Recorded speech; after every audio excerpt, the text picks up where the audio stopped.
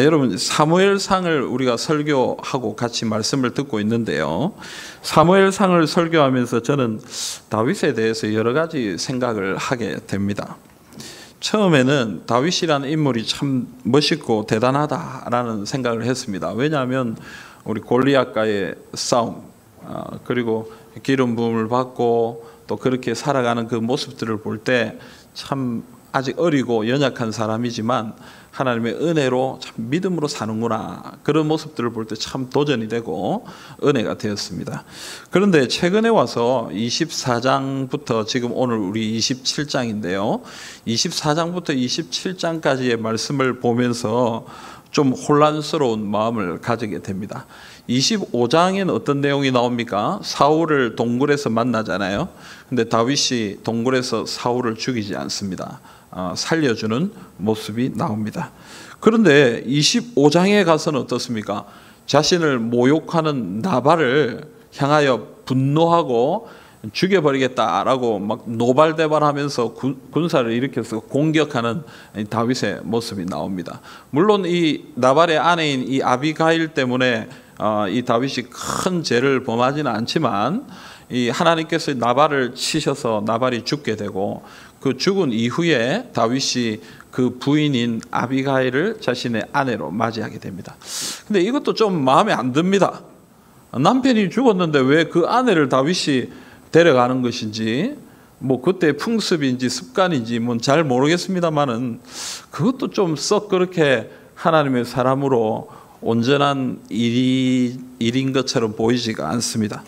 자, 그런데 26장에 와서 어떻습니까? 다윗은 다시 사울을 만나는데 사울을 죽이지 않습니다. 살려줍니다. 믿음의 모습을 또 보이고 있죠. 그리고 오늘 우리가 읽은 본문에서 다윗은 블레셋 땅으로 들어가고 있습니다. 이 부분에 대해서 많은 사람들이 논란을 벌입니다. 어떤 사람은 이건 다윗의 불신앙의 모습이다, 하나님을 믿지 못했기 때문에 블레셋으로 들어갔다라고 얘기하기도 하고요.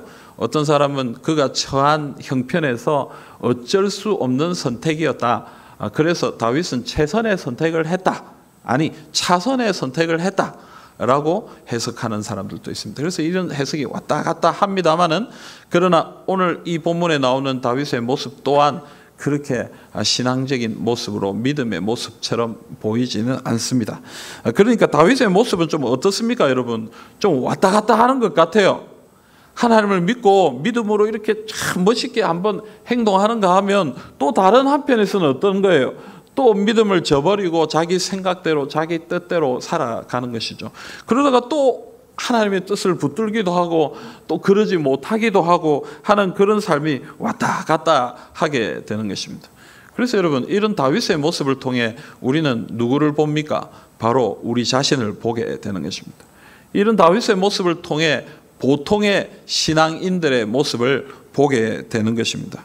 사랑하는 성도 여러분, 오늘 두 번째로 가도록 하고 있는 이 다윗의 모습을 함께 살펴보면서 우리의 모습을 좀 냉정하게, 좀 더 자세하게 살펴보는 그런 기회가 되기를 간절히 바랍니다.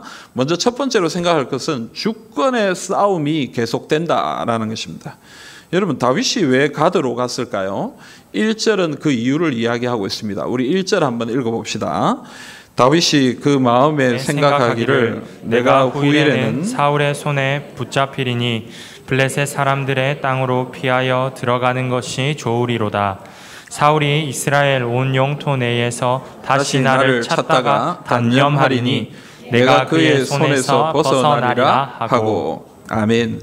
여러분, 다윗이 어떤 생각을 했습니까? 1절에 보니까 내가 후일에는 사울의 손에 붙잡힐 것이다, 그리고 죽게 될 것이다. 그래서 내가 사울의 손에 언젠가는 붙잡혀 죽을 것이니까 여기서 유다 땅에서 있다가는 큰일 나니까 블레셋 땅으로 내려가자, 이렇게 얘기합니다. 여러분, 믿음은 무엇으로 표현되는 걸까요? 뭐 여러 가지로 나타나지만 제일 첫 번째는 말로 표현된다고 생각해요. 믿음이 있을 때 믿음의 말을 하게 되죠.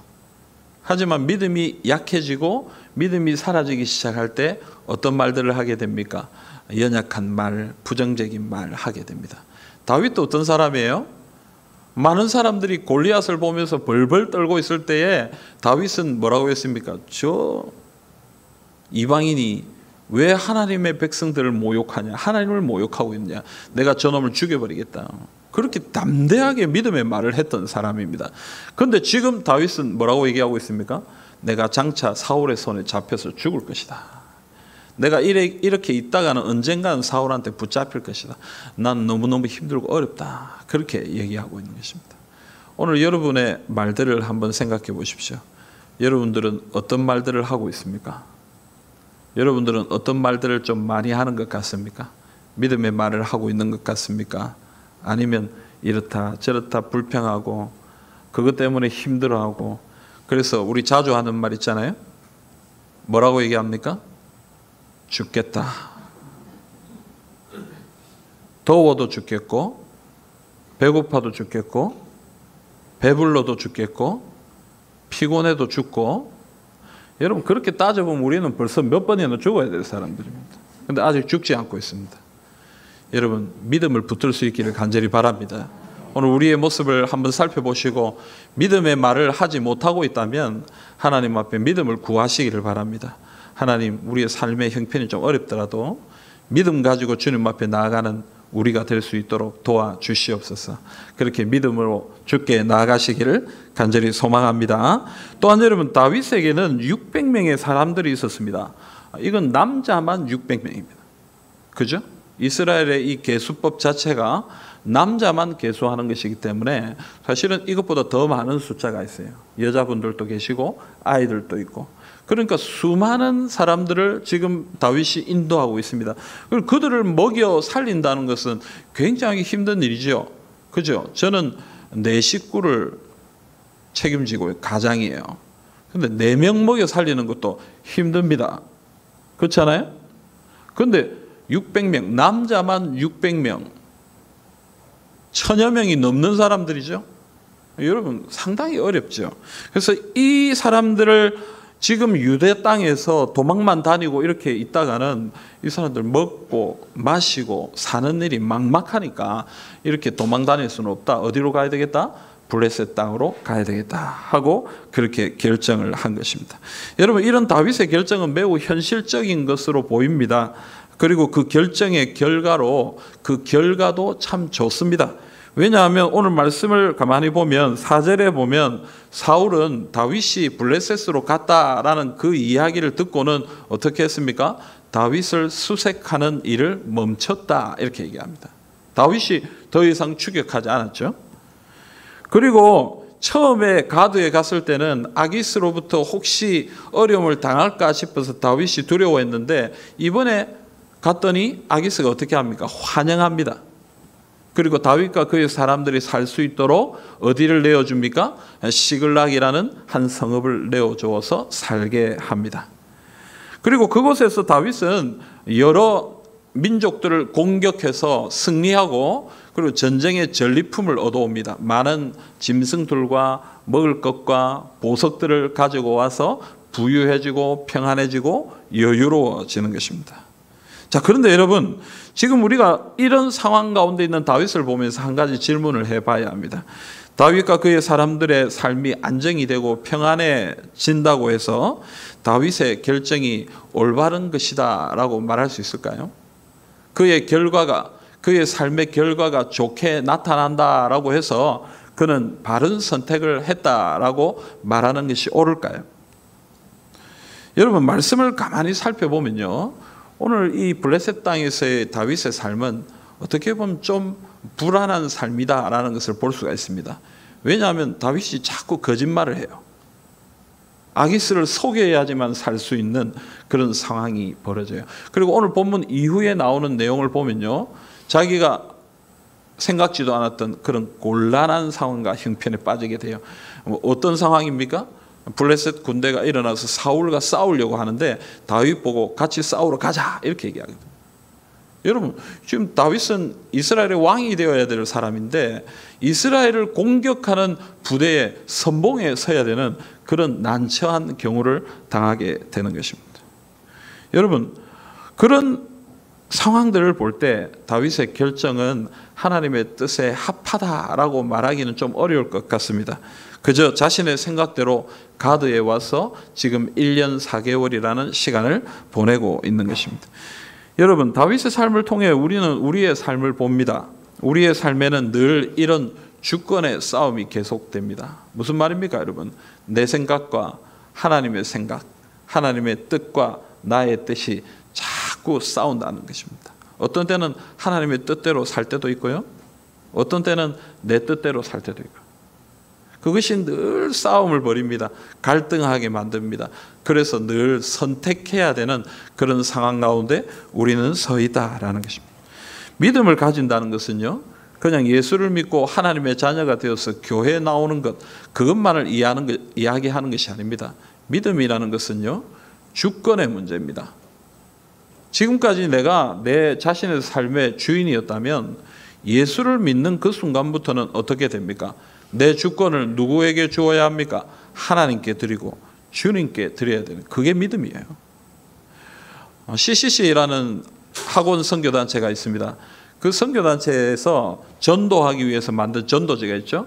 우리가 잘 아는 사형리라는 전도지입니다. 이 전도지를 가지고 많은 사람들이 전도를 했는데 그 가운데 우리가 좀 낯이 익은 그런 아주 익숙한 그림이 하나 있습니다. 우리 그림 한번 보실까요? 여러분, 이것은 우리 마음을 표현하는 거예요. 우리 마음에 의자가 있습니다. 이 주인이 앉는 의자죠. 그런데 우리가 우리 마음대로 살아갈 때는 어떤 그림입니까? 저기 있듯이 나 자신이 내 주인의 자리에 앉아서 나를 주장하는 거예요. 주님은 저 밖에 있습니다. 사실은 우리와 상관없습니다. 그런데 우리가 예수 그리스도를 믿고 하나님의 자녀가 되는 순간 어떻게 됩니까? 내 주인의 의자에 누가 앉으셔야 되는 거예요? 그리스도께서, 예수님께서 앉으셔야 되는 거예요. 나는 그 밑에 복종하고 순종해야 되는 것입니다. 그래서 당신은 어떤 그림의 사람입니까? 이렇게 질문합니다. 그래서 사형리에는 이런 내용이 나와요. 그리스도를 영접한다는 뜻은 나 중심에서 하나님 중심으로 전환하는 것이며 내 안에 들어오셔서 내 죄를 용서하시고 그분이 원하시는 사람이 되도록 그리스도께 나를 맡기는 것이다. 이렇게 표현하는 거예요. 여러분, 우리가 예수를 영접한다는 것은 그냥 천국 가는 것 그것만 생각하는 것이 아니고요. 우리가 예수님을 나의 주인으로 모셔드려서 그때부터는 어떻게 산다는 거예요? 내 생각, 내 뜻보다는 누구를 따라 사는 거예요? 주님의 뜻, 주님의 생각, 그것을 따라 살아가는 것을 얘기합니다. 그래서 갈라디아서 2장 20절은 우리에게 이렇게 얘기합니다. 우리 같이 한번 읽어봅시다.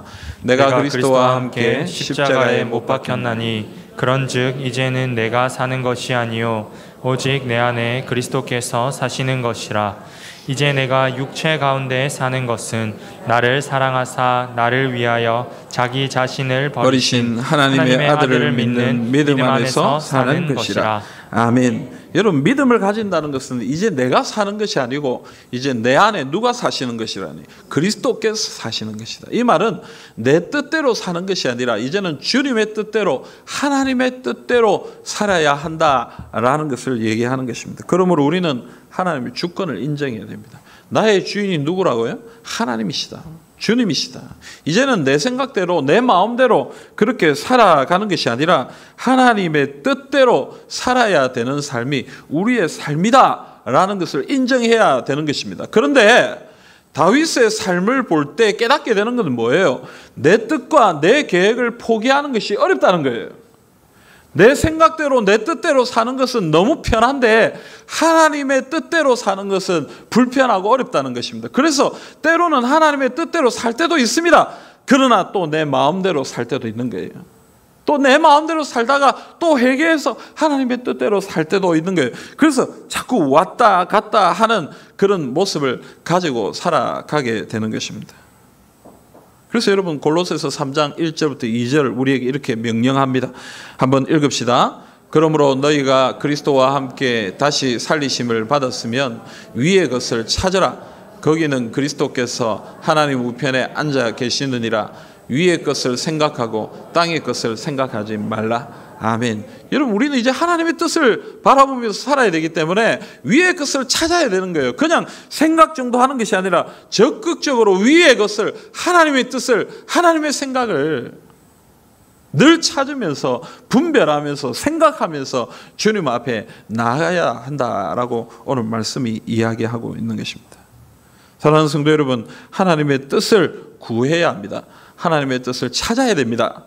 우리는 하나님의 뜻을 얻기 위해 노력해야 됩니다. 다윗을 통해서 우리에게 지속적으로 이야기하고 계시는 말씀은 하나님의 뜻입니다. 하나님의 뜻을 구하는 하나님의 백성들이 되어야 되는 것입니다.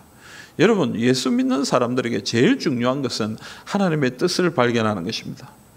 하나님의 계획이 무엇인지, 하나님이 나에게 뭐라고 말씀하시는지, 이런 상황과 형편 가운데서 하나님은 나에게 어떻게 하라고 얘기하시는지, 여러분, 늘 우리는 그것에 대해서 관심을 가지고 그것을 구하고 주님 앞에 엎드려야 하는 것입니다. 왜 목사가 말씀을 읽어야 된다, 기도해야 된다, 자꾸 그런 얘기를 하는 것일까요? 여러분, 말씀을 1년에 1독하면 무슨 은혜가 있습니까? 무슨 상이 있습니까? 우리에게 무슨 유익이 있습니까? 여러분, 하나님의 말씀을 읽으면서 우리는 발견하게 됩니다. 무엇을 발견하게 됩니까? 하나님의 뜻을 발견하게 됩니다. 하나님의 계획하심을 발견하게 됩니다. 기도하면서 우리에게 무슨 유익이 있습니까? 성령이 우리에게 말씀해 주십니다. 우리의 삶을 인도해 주십니다. 여러 가지 형편들 가운데 우리가 어떻게 행동해야 되는지 우리를 인도해 주시고 우리를 가르쳐 주시는 거예요. 그래서 우리는 늘 하나님 앞에 엎드려 있어야 됩니다. 하나님 앞에 나가야 되는 것입니다. 그것이 신앙인들의 기본이에요. 일주일에 한 번 예배 오는 것, 그것이 우리의 신앙의 전부를 다한 것 아닙니다, 여러분. 이 예배를 통해 하나님의 뜻과 계획하심을 발견할 수 있습니다. 하지만 매일 주님 앞에 나가야 됩니다. 매 순간마다 주님 앞에 나가야 됩니다. 어떤 때, 힘들고 어려울 때, 복잡할 때, 결정이 되지 않을 때, 나의 생각이 앞서려고 할 때 우리는 언제든지 하나님 앞에 엎드려야 됩니다. 말씀과 기도로 주님 앞에 나가야 되는 것입니다. 그래, 주님의 인도하심을 받지 못하면요, 우리는 결국 우리의 생각과 뜻대로 살아가는 그런 인생밖에는 되지 않는 것입니다. 예수를 믿는다라고 얘기하면서, 하나님의 자녀다라고 얘기하면서 실제로 삶은 어떻게 살아가는 거예요? 자기 마음대로 살아가는 것이죠. 그래서 하나님의 은혜를 누리지 못합니다. 하나님의 역사하심을 경험하지 못하는 삶을 살게 된다라는 것입니다. 여러분, 우리에게 이 주권의 싸움이 있습니다. 주님의 주권을 인정하시기를 바랍니다. 우리의 삶의 주권을 주님께 드리시기를 바랍니다. 하나님의 뜻을 구하십시오. 하나님의 뜻을 구하기 위해 날마다 노력하십시오. 그래야 우리의 삶 가운데 하나님의 역사가, 하나님의 은혜가 나타나기 시작하는 것입니다. 사랑하는 성도 여러분, 여기에 관심을 가지시고 믿음으로 주님의 뜻을 구하고 그 뜻에 순종하는 주님의 백성들이 다 되시기를 간절히 소망합니다. 두 번째로, 여러분, 연약함 가운데서도 하나님은 일하십니다. 하나님의 뜻을 구하지 않고 자신의 생각대로 행동한 다윗은 곤란한 상황을 맞이하게 된다라고 했습니다. 시글락에 머물게 된 다윗은 8절을 보면요, 그술 사람과 기르스 사람과 아말렉 사람을 공격했습니다. 여러분, 이 사람들은 실제로 누구의 대적들이냐면 이스라엘의 대적들입니다. 이스라엘의 대적들을 다윗이 공격해서 멸망시켰습니다. 그런데 아기스가 다윗에게 너는 오늘 누구를 공격하고 이렇게 많은 전리품을 얻었느냐라고 질문할 때에 이 다윗이 아기스에게 뭐라고 얘기하냐면 유다 남부와 여라무엘 사람들과 겐 사람들의 남부를 공격했다라고 거짓말을 합니다. 유다 남부를 공격했다. 이스라엘 백성들을 공격했다 이 말이죠. 여러분, 이 이야기를 듣고 다윗의 말에 이 아기스는 흐뭇했습니다. 왜요?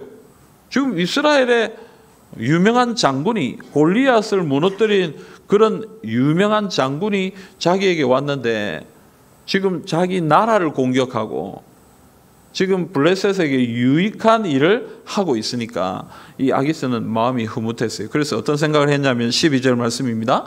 우리 같이 한번 읽어봅시다. 아기스가 다윗을 믿고 말하기를 다윗이 자기 백성 이스라엘에게 심히 미움을 받게 되었으니 그는 영원히 내 부하가 되리라고 생각하니라. 아멘. 여러분 지금 다윗이 이스라엘을 공격하고 블레셋에게 유익한 일을 하니까 속으로 생각한 거예요. 이제 다윗이 이스라엘 백성들에게 미움받으니까 이 사람이 이제 내 사람이 되겠다.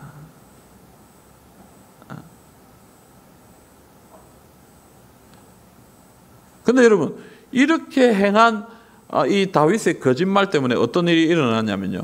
아기스가 이렇게 마음이 흐뭇해가지고 블레셋이 사울을 치러 군대를 일으킬 때 다윗을 부르는 거예요.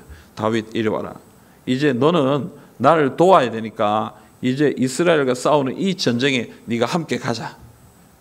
그리고 네가 제일 앞장서서 우리를 도와라. 여러분 아까도 설명했지만 다윗은 앞으로 이스라엘의 왕이 될 사람입니다. 그런데 지금 어떤 상황이 벌어졌습니까? 이스라엘 백성들을 공격해야 되는 그런 아주 난감한 그런 상황에 처하게 된 것입니다. 여러분 거짓말은 항상 이런 문제를 일으킵니다. 거짓말을 하지 않기를 바랍니다. 당장 그 순간을 모면하기 위해서 우리 작은 거짓말을 하잖아요. 근데 그 거짓말 때문에 자꾸 큰 거짓말을 하게 되고요. 더 곤란한 상황과 형편을 당하게 된다는 것이죠. 여러분 이 다윗의 모습을 볼 때 생각나는 사람이 있습니다. 창세기 12장에 보면 아브라함이 나오죠. 아브라함이 창세기 12장 1절부터에 나오는 말씀에 하나님의 부름을 받고 가나안 땅으로 갑니다. 가나안 땅에 가서 하나님이 이 땅을 너에게 주겠다라고 말씀하시는데요. 마침 그 이후에 보면 어떤 내용이 나오냐면 이 가나안 땅에 기근이 왔다 이렇게 얘기합니다. 가뭄이 온 거죠. 먹을 것이 없었습니다. 그래서 아브라함은 하나님이 주신 그 땅을 버리고 어디로 갑니까? 애굽으로 내려갑니다.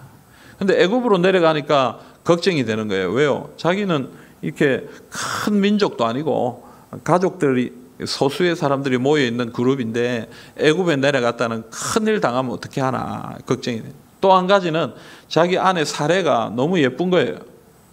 이렇게 예쁜 여인을 애굽에 있는 사람들이 보고 자기를 죽이거나 자기를 공격하면 어떻게 할까? 그래서 아내와 의논합니다. 뭐라고 의논합니까? 우린 부부로 하지 말고 뭐라고 하자? 누이라고 하자. 누이라고. 남매지간이라고 하자. 여러분 뭐 틀린 말도 아닙니다. 사실은 가족지간이니까. 그래서 갔는데요. 바로가 이 여인을 보고 마음이 드는 거예요. 그래서 어떻게 합니까? 아브라함에게 이 여인을 내 아내로 달라. 내가 너에게 지참금 돈을 주겠다. 물질을 주겠다. 그리고는 사례를 데려가 버립니다. 여러분 한번 생각해 보십시오. 자기 아내가 바로 왕에게 끌려갔는데 내 아내다라고 말하기도 어렵고 그것을 막을 방법이 없는 그런 상황. 여러분 아브라함의 마음이 얼마나 난처 했겠습니까? 그날 밤에 어떠했겠습니까? 여러분 그날 그의 마음이 얼마나 힘들었겠습니까? 근데 여러분 오늘 이 내용의 결국은 어떠합니까? 하나님은 바로와 그의 집에 사례로 인해서 재앙을 내립니다. 그리고 아브라함과 사례를 구원해 주십니다. 어떤 면에서는 바로가 참 억울합니다. 바로는 죄를 지은 게 없어요. 사실은 안 그렇습니까? 아브라함의 누이라고 하니까 누이를 내 아내로 주십시오 하고 지참금까지 줬는데 사실은 정당한 방법으로 아내를 구한 것입니다. 그런데 하나님의 징계를 받았습니다. 하나님이 아브라함과 사레를 구원하시기 위해 그렇게 행한 것입니다. 여러분 아브라함과 사레는 너무 연약하고 거짓말하고 잘못된 방법으로 자신의 삶을 살았지만 하나님은 아브라함과 사레를 구원해 주고 계시는 것입니다. 오늘 다윗은 어떻습니까? 자꾸 거짓말하고 갈수록 곤란에 빠질 수밖에 없는 상황 가운데 있었지만 하나님은 그런 다윗을 구해 주십니다. 다윗이 가드에 갔을 때 아기스로부터 시글락이라는 땅을 받는데요. 하나님은 그 땅을 어떻게 하십니까? 이후에 이스라엘의 땅이 되게 하십니다. 그리고 다윗이 공격한 백성들은 사실 가나안을 정복할 때에 진멸해야 될 백성들이었는데 다윗이 그걸 알고 공격을 했는지 어떤지는 모르겠지만 그가 그 공격을 통해서 하나님의 뜻이 이루어지게 합니다. 그리고 다윗이 이스라엘을 공격하는 전쟁에 나가야 되는 그런 난처한 상황이 있을 때 하나님이 어떻게 하십니까? 블레셋 사람들을 일으켜서 뭐라고 얘기하냐면 왕에게 아니 이 다윗은 골리앗을 죽인 이스라엘의 장수인데 우리 함께 이렇게 전쟁에 나가다가 뒤에서 우리를 공격하면 우리가 어떻게 되겠느냐고. 다윗을 데려가면 안 된다라고 얘기하는 이 블레셋 사람들 때문에 다윗이 위기를 극복하게 됩니다. 사랑하는 성도 여러분, 지금 다윗은요 너무너무 연약하고 너무너무 부족한 모습을 보이고 있지만, 그러나 그런 부족과 연약함 가운데서 하나님은 신실하게 자신의 일을 이루고 계시는 것입니다. 다윗을 이스라엘의 왕으로 세우고 다윗을 통하여 하나님의 나라를 이루어 가겠다라고 말씀하셨던 그 하나님의 역사를 다윗의 부족함이 있음에도 불구하고 하나님은 꿋꿋하게 묵묵하게 그 일을 이루어 가고 계신다라는 것입니다. 여러분, 성경 전체에 흐르는 메시지도 동일합니다. 하나님은 이 땅의 모든 사람들을 구원하시고 그들을 살리시겠다라고 얘기하셨습니다. 그런데 사람들은요 늘 신실한 것이 아니었어요. 그들은 늘 죄악 가운데 있었고 늘 연약함 가운데 있었습니다. 하지만 사람들의 그 연약함 가운데서도 하나님은 꾸준하게 신실하게 자신의 구원의 역사를 이루셨고요, 예수님을 이 땅에 보내시고 십자가의 사역을 감당하게 하시고 결국 우리를 예수 믿는 자들마다 하나님의 자녀가 되어 구원을 얻을 수 있도록 은혜를 베풀어 주셨다라고 얘기하는 것입니다. 여러분, 우리가 한 것이 없습니다. 우리가 무엇을 감당한 것이 없습니다. 우리는 늘 연약함 가운데 있었습니다. 죄악 가운데 있었습니다. 그러나 하나님은 그런 가운데서도 우리 가운데 구원의 역사를 이루어 가셨다는 거예요. 그래서 성경은 이것을 뭐라고 얘기합니까? 은혜라고 얘기합니다. 우리가 뭘 값을 치른 것이 아니라 값없이 주신 것이기에 하나님은 우리에게 이것을 은혜다라고 얘기하는 거예요. 에베소서 2장 8절 9절 말씀 우리 한번 읽어봅시다. 너희는 그 은혜에 의하여 믿음으로 말미암아 구원을 받았으니 이것은 너희에게서 난 것이 아니요 하나님의 선물이라. 행위에서 난 것이 아니니 이는 누구든지 자랑하지 못하게 함이라. 아멘. 여러분, 구원은요 은혜로 의해 우리에게 주어진 것입니다. 우리의 행위로 이루어진 것이 아닙니다. 왜냐하면 자랑할 것이 없어요. 우리가 한 것이 없어요. 하나님이 은혜로 우리에게 주신 것입니다. 그 은혜를 우리에게 부어주신 것입니다. 그러므로 여러분, 다윗을 통해 보여주시는 하나님의 가르침도 바로 이것입니다. 우리가 무엇을 하는 것이 아닙니다. 다윗이 신실해서, 다윗이 탁월해서 하나님의 역사를 감당하는 것이 아닙니다. 다윗도 엉뚱한 방향을 향해 달려갔던 적이 있고요, 하나님의 마음을 아프게 했던 적도 있습니다. 그런 연약함 가운데 있는 다윗이지만 하나님은 그 다윗의 연약함 가운데서도 변함없이 신실하게 자신의 일을 이루셨고 하나님의 역사를 감당하시고 그 결과 다윗은 하나님의 은혜를 누리게 되었다라는 것입니다. 사랑하는 성도 여러분, 우리를 볼 때 소망이 없습니다. 우리의 모습을 볼 때 소망이 없는 것처럼 느껴집니다. 아니, 나의 이런 연약한 모습을 볼 때 무슨 특별한 일이 일어나겠나? 하나님이 우리에게 무슨 은혜를 주시겠나? 그런 답답한 마음이 생길 수 있습니다. 그러나 여러분, 우리의 모습 때문에 하나님 은혜 주시는 것이 아닙니다. 하나님의 신실하심 때문에 우리에게 은혜를 주시는 것입니다. 살아계신 하나님이 우리를 도와주시고 계시기 때문에 우리는 하나님의 은혜를 누리고 살아가게 되는 것입니다. 우리나라를 한번 보십시오. 우리나라의 역사를 보면요, 우리나라의 역사는요 참 부끄러운 역사입니다. 분쟁과 분열의 역사입니다.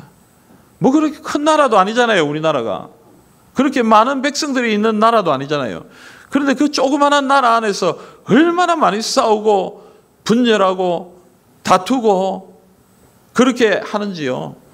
여러분, 우리나라의 모든 나라들의 역사들을 볼 때 싸움이 없는 적이 없습니다. 내부적으로 그렇게 늘 싸우니까 어떻게 되는 거예요, 여러분? 외부적으로 연약할 수밖에 없죠. 외세의 침략을 받을 수밖에 없고 외세의 다스림을 그런 통치를 받을 수밖에 없는 그런 형편 가운데 있었습니다. 오래전 나왔던 영화 가운데 태극기를 휘날리며 라는 영화가 있습니다. 여러분, 이 영화를 보면서 저는요 가슴이 참 아팠어요. 왜 이 나라가 이런 남과 북이 분열되어서 서로가 서로에게 총을 겨누며 싸워야 하는가? 마지막에 나오는 장면에서는요, 형은 북한군이 되어 있고 동생은 남한군이 되어서 그래서 전쟁을 하는 장면이 나오는데요, 형제가 서로 싸우는 장면을 보면서 어떻게 우리나라에 이런 역사를 가지게 되었을까? 너무너무 안타깝고 너무너무 답답한 마음을 가진 적이 있습니다. 그런데 이 역사가 아직도 그대로 이 땅 가운데 일어나고 있는 것이죠. 여러분 세월이 많이 변했습니다마는 그럼에도 여전히 우리나라는 싸우고 분열하고 다툽니다. 정권이 바뀌고 사람이 바뀌어도 그 분위기와 그 형편은 달라지지 않는 것 같습니다. 이 사람이 대통령이 되어도 저 사람이 대통령이 되어도 분위기는 똑같은 것 같아요. 또 싸우고 또 분열하고 또 다투고 사람들은 불만과 불평을 터뜨리고, 여러분 그런 모습들을 볼 때 이 나라에 소망이 없어 보입니다. 이 나라에 정말 무언가 희망이 있는 것인가, 그런 안타까운 마음을 가지게 됩니다. 그래서 오래전 많은 사람들이 이민을 가야 된다라고 얘기했던 것 같습니다. 하지만 여러분, 우리의 연약함, 이 나라의 연약함, 부족함, 그것은 여전히 존재하지만 그러나 그 가운데 역사하시는 하나님의 역사가 있다는 사실을 우리는 기억해야 합니다. 이 작은 나라에 교회를 세우시고 세상 어느 나라에도 경험할 수 없었던 그런 부흥의 역사를 경험하게 하신 하나님, 방방곡곡마다 교회 십자가를 세워주신 하나님. 여러분 기차를 타고, 제가 신대원 다닐 때에 부산에서 천안까지 기차를 타고 올라가면요, 저는 차를 타면 잠이 잘 안 와요. 그래서 기차 타고 올라가면서 뭘 그렇게 주로 봤냐면요, 푸른 초장 위에 교회가 있냐 없냐 그걸 많이 봤어요. 눈에 뭐만 보인다고? 여기는 교회가 있을까? 저기는 교회가 있을까? 교회가 없는 곳이 없어요, 여러분. 집이 몇 채 없는데도 교회가 있더라고요. 우리나라 그런 교회예요, 여러분. 하나님이 이 온 땅에 그렇게 은혜를 부어주신 교회예요. 나라예요, 여러분. 세계적으로 두 번째로 선교사를 많이 파송한 나라가 되었습니다. 하나님의 은혜입니다. 우리는 부족하고 우리는 연약해도 마치 소망이 없을 것처럼 보이는 그런 형편 가운데서도 하나님이 신실하게 역사하고 계시고요, 살아서 우리나라를 붙들고 인도하고 계시는 것입니다. 우리 교회도 마찬가지입니다. 우리 가정도 마찬가지입니다. 우리 삶도 마찬가지예요. 우리 자신도 마찬가지예요. 우리 자신을 볼 때 아무 소망이 없습니다. 늘 부족하고 연약한 것 같습니다. 하지만 우리의 연약함과 부족함 가운데서도 변함없이 일하시고 역사하시는 하나님의 능력이 있습니다. 하나님의 은혜가 있습니다. 그럼 우리는 이것을 붙들어야 됩니다. 하나님의 주권을, 하나님의 역사를, 하나님의 은혜를 붙들어야 하는 것입니다.